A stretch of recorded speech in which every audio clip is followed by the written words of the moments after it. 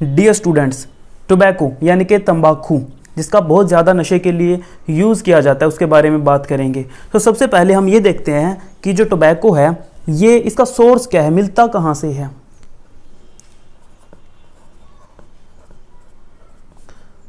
Tobacco जो है, tobacco के प्लांट को बोलते हैं निकोटियाना टोबैकम। उसके जो ड्राइड लीव्स होते हैं उनको यूज़ किया जाता है। सो यू कैन से dried leaves of Nicotiana tabacum.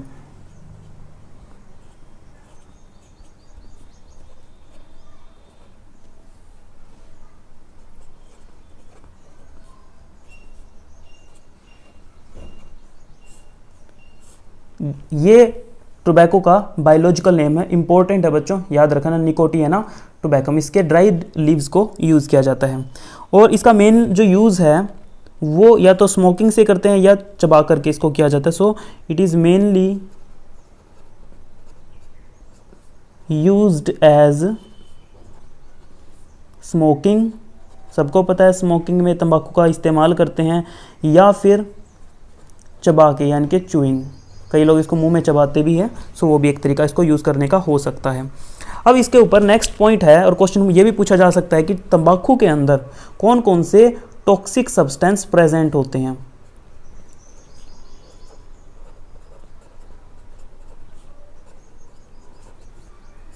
सो बच्चों, तंबाकू के अंदर दो मेन टॉक्सिक सब्सटेंस प्रेजेंट होते हैं।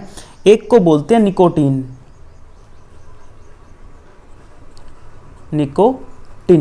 और सेकंड जो टॉक्सिक सब्सटेंस है उसका नाम होता है बेंजपायरिन।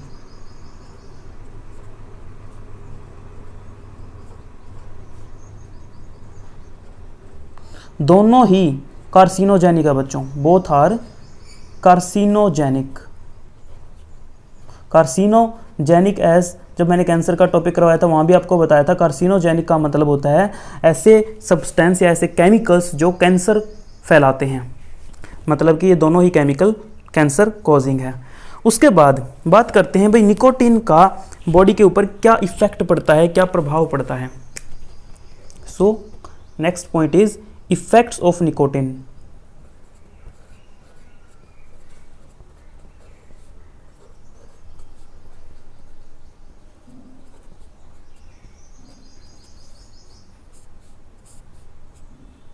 तो बच्चों निकोटीन क्या करता है, हमारी बॉडी के अंदर हमारी जो किडनी होती है, किडनी के ऊपर एक ग्लैंड प्रेजेंट होती है जिसको बोलते हैं एड्रीनल ग्लैंड। मान लीजिए दिस इज किडनी, और किडनी के ऊपर यहाँ पे ऐसे एक ग्लैंड प्रेजेंट होती है जिसे हम बोलते हैं एड्रीनल ग्लैंड। और इस एड्रीनल ग्लैंड का जो सेंट्रल पार्ट होता है, इसके सेंट्रल पार्ट को, एड्रीनल ग्लैंड के सेंट्रल पार्ट को बोलते हैं एड्रीनल मेडुला।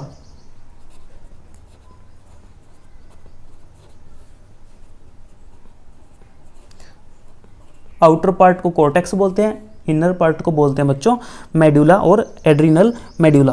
तो जब कोई भी बंदा तंबाकू खाता है तो जो निकोटीन उसकी बॉडी में जाता है, उस निकोटीन की वजह से जो एड्रीनल मेडुला है ये एक्टिवेट हो जाता है, और एक्टिवेट होने के बाद में, let me write, it gets activated,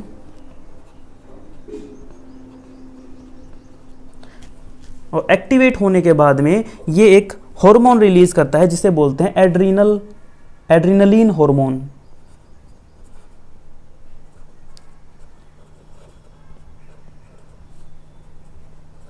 और इस हार्मोन से क्या होता है, एकदम से एनर्जेटिक फील होता है। और यही रीज़न है जो तंबाकू पीते हैं या बीड़ी सिगरेट वगैरह का यूज़ करते हैं, वो स्मोकिंग के बाद काफ़ी एनर्जेटिक फील करते हैं because of this adrenaline hormone. और एक बात बता दूं बच्चों कि यही हार्मोन तब भी रिलीज़ होता है हमारी बॉडी में जब हम चाय पीते हैं। तो चाय के अंदर जो कैफीन है वो भी यही काम करता है कि एड्रेनलिन हार्मोन के सिक्रेशन को बढ़ा देता है, और इसी वजह से चाय पीते ही हम ज़्यादा एक्टिवेट फील करते हैं। खैर, उसके अलावा और क्या क्या करता है ये जो निकोटीन होता है, ये हार्ट बीट को इंक्रीज़ कर देता है। सो ये फर्स्ट पॉइंट मान लीजिए भाई, एड्रेनलिन हार्मोन का सिक्रेशन बढ़ाता है। सेकंड क्या हो गया कि increase rate of heart beat. इसके अलावा बीपी यानी कि ब्लड प्रेशर को इंक्रीज करता है। और बच्चों अगर इसको हाई डोज में यूज़ कर लिया जाए, अगर निकोटीन को या इनडायरेक्टली बोलो तो हम तंबाकू को अगर ज़्यादा डोज में यूज़ कर लिया जाए तो क्या होगा, तो जो न्यूरॉन्स होंगे वो काम करना बंद कर देंगे। सो हाई डोज से क्या होगा, न्यूरॉन्स काम करना बंद कर देंगे, जिसे हम बोलेंगे न्यूरोनल पैरालिसिस। पैरालिसिस को हम अपनी आम भाषा में बोलते हैं बच्चों लकवा। ठीक है। उसके बाद अगर कंटिन्यूसली इसका यूज़ करते रहें तंबाकू वगैरह का, तो एक एडिक्शन हो जाता है, मतलब कि उसकी लत पड़ जाती है। So you can also right that regular use से क्या होता है, एडिक्शन का मतलब होता है बच्चों लत हो जाना किसी चीज़ का, बिल्कुल फिजिकली या मेंटली किसी चीज़ के ऊपर डिपेंड हो जाना, उसको बोलते हैं उसका एडिक्शन हो जाना। और जो एडिक्शन जिसको हो जाता है उस बंदे को बोलते हैं एडिक्ट। मैंने क्या बोला, रेगुलर किसी चीज़ के ऊपर, किसी ड्रग पे या मेडिसिन पे डिपेंड हो जाना, मेंटली डिपेंड हो जाना, उसको बोलते हैं एडिक्शन। और जिसको एडिक्शन हो जाता है उस बंदे को बोलते हैं एडिक्ट। अब आगे देखते हैं कि हमारी बॉडी के इंटरनल ऑर्गन्स पे क्या किस किस तरह के प्रभाव, नेगेटिव प्रभाव पड़ते हैं, या बोल सकते हैं कि इसकी वजह से, तंबाकू की वजह से कौन कौन सी डिजीज़ हमारी बॉडी में हो सकती है। सो अब देखेंगे डिजीज़। डिजीज़ के अंदर सबसे पहला और सबसे जो जिसका ज़्यादा जिक्र होता है वो है कैंसर। सबको पता है कि तंबाकू का इस्तेमाल करने से लंग कैंसर हो जाता है। तो आप अगर नोटिस करेंगे या कभी सर्वे करेंगे तो आपको पता चलेगा कि जो लंग कैंसर है 95% जो पेशेंट है लंग कैंसर के वो तंबाकू के वजह से है। 95% किस चीज़ का है, लंग कैंसर। 95% लोगों को जो लंग कैंसर है वो तंबाकू के कारण है। इसके अलावा तंबाकू चबाने से जो चबाते हैं उनको माउथ कैंसर के चांसेस भी ज़्यादा रहते हैं। चूइंग से किस चीज़ के, more chances of mouth cancer, और you can say oral cancer भी इसको बोल सकते हैं हम, या फिर ओरल कैंसर। ठीक है। सो ये एक प्रॉब्लम हुई। इसके अलावा ब्रोंकाइटिस हो सकता है। ब्रोंकाइटिस का मतलब होता है बच्चों जो हम रेस्पिरेशन करते हैं तो जो ब्रोंकाई होती है, हमें पता है कि जो हम सांस लेते हैं नोज से, फिर अंदर फेरिंक्स, लैरिंक्स, इन सब से होता हुआ ट्रैकिया फिर आगे डिवाइड हो जाती है ब्रोंकाइज में। तो ब्रोंकाई जो होती है, जो पतली पतली ट्यूब्स होती है, उनके अंदर इन्फ्लामेशन का हो जाना, इसको बोलते हैं ब्रोंकाइटिस। मैंने क्या बोला, इन्फ्लामेशन ऑफ ब्रोंकाई।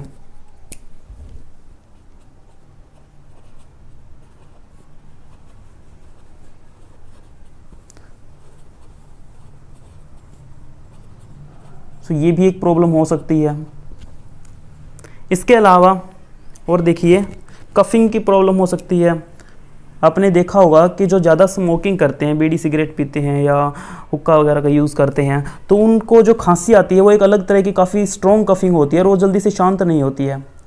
तो इस तरह की खांसी जो हो जाती है वो इसलिए होती है क्योंकि देखो बच्चों, नॉर्मली हमें खांसी क्यों आती है, क्योंकि मान लीजिए हमारी सांस वगैरह से अगर कोई डस्ट वगैरह अंदर चला जाए तो हमारी जो ट्रैकिया होती है उसके अंदर जो छोटे छोटे बाल्स होते हैं अंदर की तरफ, मान लीजिए दिस इज़ अ ट्यूब, ये ट्रैकिया है, तो इसके अंदर बच्चों ऐसे हेयर लाइक स्ट्रक्चर्स होते हैं जिन्हें हम बोलते हैं सीलिया। और ये सीलिया क्या करते हैं, जो हमारे अंदर जो डस्ट वगैरह चली जाती है ऐसे करके, तो वो डस्ट सीलिया से चिपक जाती है और ये सीलिया उसको वापस बाहर की तरफ फेंक देती है, जो कफ की फॉर्म में हमारे खांसी के ज़रिए हमारी बॉडी से निकल जाती है। लेकिन जब तंबाकू जो लोग यूज़ करते हैं ना, उनके अंदर प्रॉब्लम क्या होती है, अब तंबाकू की वजह से बच्चों जो सीलिया होते हैं वो डैमेज हो जाते हैं, सारे सीलिया डैमेज हो जाते हैं और फिर वो जो डस्ट वगैरह जाएगी वो अंदर चिपकती रहती है ऐसे, और बहुत सारा गंद अंदर इकट्ठा हो जाता है। तो कफिंग तो होती है क्योंकि ब्लॉक हो रही है ना अंदर की ट्यूब, इसलिए कफिंग, खांसी तो आ रही है, लेकिन ये जो अंदर जो कचरा इकट्ठा हो गया है ये अब एक्सपेल नहीं हो पा रहा है बाहर की तरफ। ठीक है, तो ये प्रॉब्लम होती है। तो कफिंग के केस में एक्चुअल में क्या हो रहा है कि जो टोबैको है वो क्या करता है, टोबैको के जो केमिकल्स होते हैं वो इनएक्टिवेट कर देते हैं। किसको? सीलिया को। ठीक है, और सीलिया अगर इनएक्टिवेट हो जाता है तो उस केस में जो बलगम बनता है, जो फ्लेम बनता है, उसको वो अंदर इकट्ठा होता रहता है, that leads to coughing. Next देखिए बच्चों, एक है, जैसे मैं ऑलरेडी उसका इफेक्ट में भी बता चुका हूं कि इससे ब्लड प्रेशर इंक्रीज होता है, increase of blood pressure and heart rate.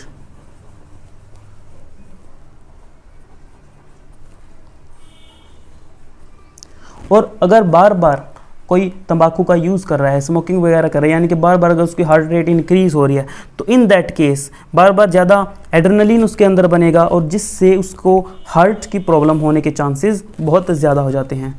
So cardiovascular disease होने के चांस ज़्यादा हो जाते हैं। कार्डियोवैस्कुलर का मतलब होता है बच्चों हार्ट से रिलेटेड जो भी डिजीज़ होती है, हार्ट के ब्लॉकेज या ऐसा कुछ भी, उनके चांस बहुत ज़्यादा हो जाते हैं। एक बीमारी होती है emphysema.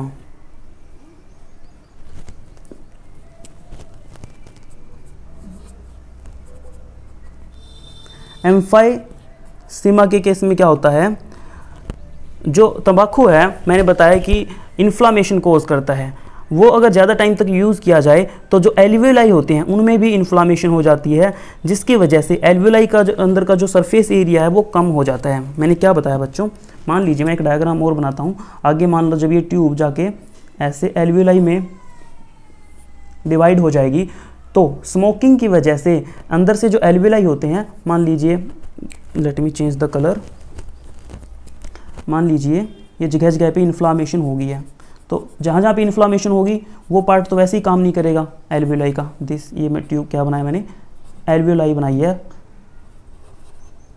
That is a ball like structure और you can say balloon like structure.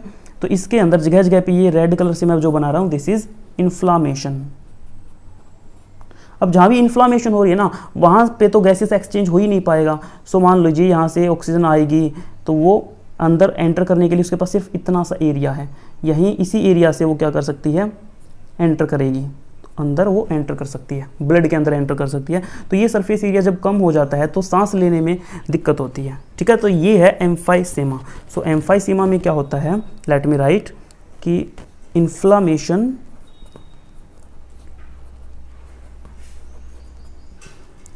Of alveoli, और एल्वियोलाई का इन्फ्लेमेशन होने से क्या हुआ, अंदर का एल्वियोलाई का सरफेस एरिया कम हो गया, decrease in surface area of alveoli.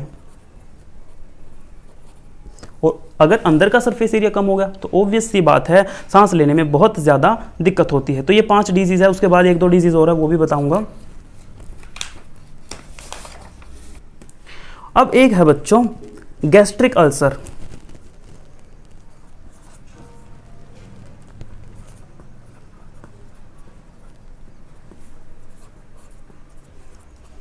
Gastric ulcer का मतलब क्या होता है, तंबाकू की वजह से गैस्ट्रिक सिक्रेशन बढ़ जाता है। मैंने क्या बोला, टोबैको इंक्रीज गैस्ट्रिक सिक्रेशन। और जब गैस्ट्रिक सिक्रेशन बढ़ता है तो उसमें HCl का सिक्रेशन भी बहुत ज़्यादा बढ़ जाता है। HCl का सिक्रेशन बढ़ेगा तो क्या हुआ, HCl तो एसिड है, हाइड्रोक्लोरिक एसिड है, जिसकी वजह से स्टमक के अंदर क्या अल्सर होने स्टार्ट हो जाएंगे। मान लीजिए this is stomach and because of tobacco or you can say because of high concentration of HCl it will lead to formation of ulcers। मतलब कि अंदर घाव हो जाते हैं पूरे ऐसे। ठीक है, तो बहुत ज़्यादा दिक्कत होती है, बहुत ज़्यादा दर्द रहने लग जाता है, तो इसको बोलते हैं अल्सर।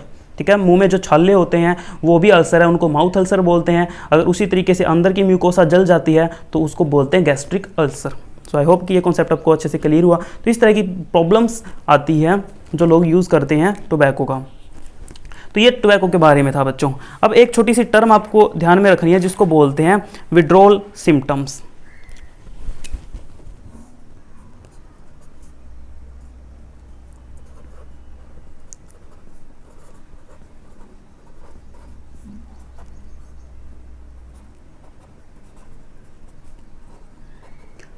विड्रॉल सिम्टम्स क्या होते हैं?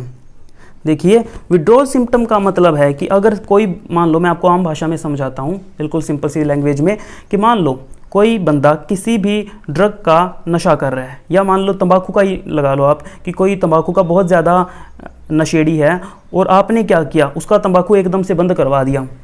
आपने उसको कैसे भी करके उसको समझा दिया और उसने तंबाकू एकदम से छोड़ दिया, जो बहुत ज़्यादा डोज में लेता था। जब एकदम से उसको छोड़ देगा तो उसकी बॉडी के अंदर बहुत सारी प्रॉब्लम आने लग जाएगी, जैसे कि उसको चक्कर आने लग जाएंगे, सिर में दर्द होने लग जाएगा, या कईयों को दौरे पड़ने शुरू हो जाते हैं, नींद आनी बंद हो जाती है, घबराहट होने लग जाती है। तो ये जो सिम्टम्स आते हैं एकदम से छोड़ने के बाद में, किसी भी रेगुलर डोज को एकदम से छोड़ने के बाद में, इनको बोलते हैं बच्चों विड्रॉल सिम्टम्स। ओके, तो मैं इसको इसकी डेफिनेशन के अकॉर्डिंग थोड़ा सा लिखता हूँ।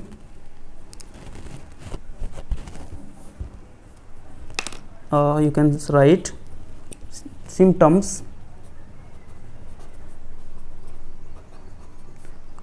which occur when regular dose of alcohol, tobacco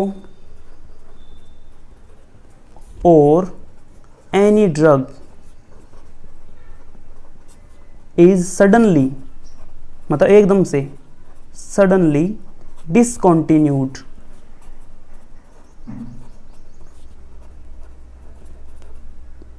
क्या बोला देखो, सिम्टम्स यानी कि ऐसे लक्षण विच अकर कब आते हैं, व्हेन रेगुलर डोज, यानी कि जो रेगुलर बंदा डोज ले रहा था, डेली उसको ले रहा था, चाहे वो अल्कोहल को ले रहा हो या कोई तंबाकू का ले रहा हो या किसी ड्रग को ले रहा हो, जो रेगुलर ले रहा था उसको सडनली डिसकंटिन्यूड, एकदम से बंद कर दिया। उसकी वजह से, एकदम से बंद करने की वजह से जो सिम्टम्स आ रहे हैं उनको बोलते हैं विड्रॉल सिम्टम्स। सो विड्रॉल सिम्टम्स के एग्जाम्पल क्या बताए मैंने आपको। विड्रॉल सिम्टम में जैसे कि एक हो सकता है नोजिया। नोजिया का मतलब होता है बच्चों जी मिचलाना, वोमिटिंग से पहले जो जी कच्चा कच्चा सा हो जाता है, वोमिटिंग की सेंसेशन सी फील होती है, उसको बोलते हैं नोजिया। ट्रेमर्स, इसके अलावा इंसोमनिया यानी कि नींद ना आना। एंजाइटी, एंजाइटी का मतलब होता है घबराहट। हेडेक लिख सकते हो आप। ऐसे बहुत सारे सिम्टम होते हैं, मतलब कि सिर में दर्द, ऐसे बहुत सारे सिम्टम हैं जो जिनको विड्रॉल सिम्टम बोलते हैं। तो इसीलिए कोशिश की जाती है कि नशा छुड़वाने के लिए उसकी डोज को धीरे धीरे कम किया जाता है। ऐसे नहीं कि डॉक्टर एकदम से उसको डोज को बिल्कुल बंद कर देगा। अगर एकदम से बंद कर देगा तो विड्रॉल सिम्टम आएंगे। और कई बार तो जो ज़्यादा बड़ी जो ड्रग्स का नशा करते हैं उनको तो इतने ज़्यादा विड्रॉल सिम्टम्स आते हैं, ऐसे ऐसे ट्रेमर्स, या कई बार इतने बड़े दौरे पड़ते हैं उनको कि वो मर्डर तक, सामने वाले को मतलब है ना जान से मारने तक की कोशिश कर बैठते हैं। इतने खूंखार हो जाते हैं वो, क्योंकि उनको सिर्फ नशा चाहिए होता है। ठीक है, तो आई होप कि आपको ये कॉन्सेप्ट अच्छे से क्लियर हो चुका है। नेक्स्ट लेक्चर में बनाऊंगा अल्कोहल के ऊपर। Thank you so much.